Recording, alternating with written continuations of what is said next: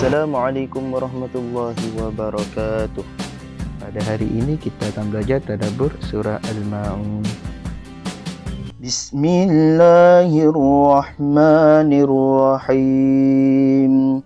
Ara'aita alladhi yukallibu bid-din fazalika alladhi yadu'ul yatim wala yahuddu ala ta'amil miskin. Bermaksud, tahukah kamu orang yang mendustakan agama, mereka itu ialah orang yang mengherdik anak yatim dan tidak mendorong memberi makan orang miskin. Jadi tengok pada ayat 1 itu, orang yang mendustakan agama, yakni orang yang tidak jujur dalam beragama. Ayat 2, mereka itu ialah orang yang mengherdik anak yatim. Maksudnya orang yang suka menghina, memarahi anak yatim. Dan masuk ayat 3, dan tidak mendorong memberi makan orang miskin. Maknanya, dia tidak mengajak untuk membantu orang-orang yang dalam kesusahan.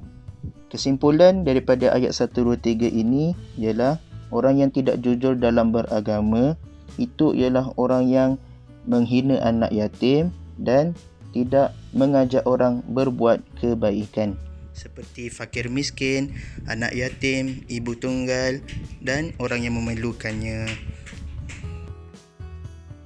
Ayat seterusnya, fawailul lil musallin alladzina hum an salatihim sahun.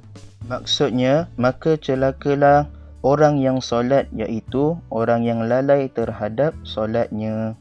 Erti daripada ayat 4, maka celakalah orang yang solat. Ni Allah SWT laknat orang yang solat, iaitu sebab apa?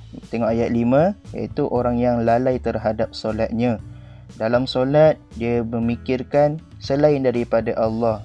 Contohnya, waktu dia tengah sujud, gambar di situ, dia teringat akan rumahnya, akan keretanya, akan kuncinya. Maka orang yang begini, dia, di dalam solatnya dia tidak ingat akan Allah.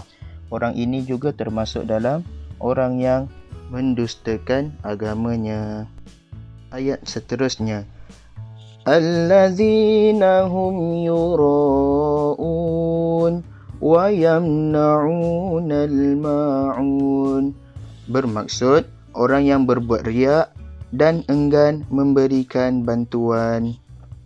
Lihat ayat nombor 6, orang yang berbuat riak. Orang yang buat riak ni bermaksud dia buat sesuatu bukan kerana Allah, tetapi dia buat kerana menunjuk-nunjuk. Pada ayat nombor 7, dan enggan memberikan bantuan. Maknanya dia tidak suka menolong orang, dia suka buat hal dia je. Dia tengok orang dalam kesusahan, dia biar.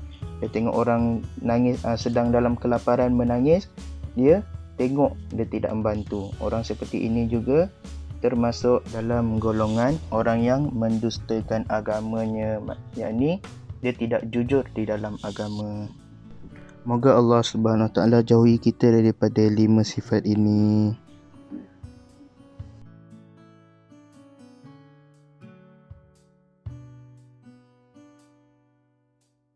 Wallahu a'lamu bissawab. Assalamualaikum warahmatullahi wabarakatuh. Tekan button subscribe, like, comment and share.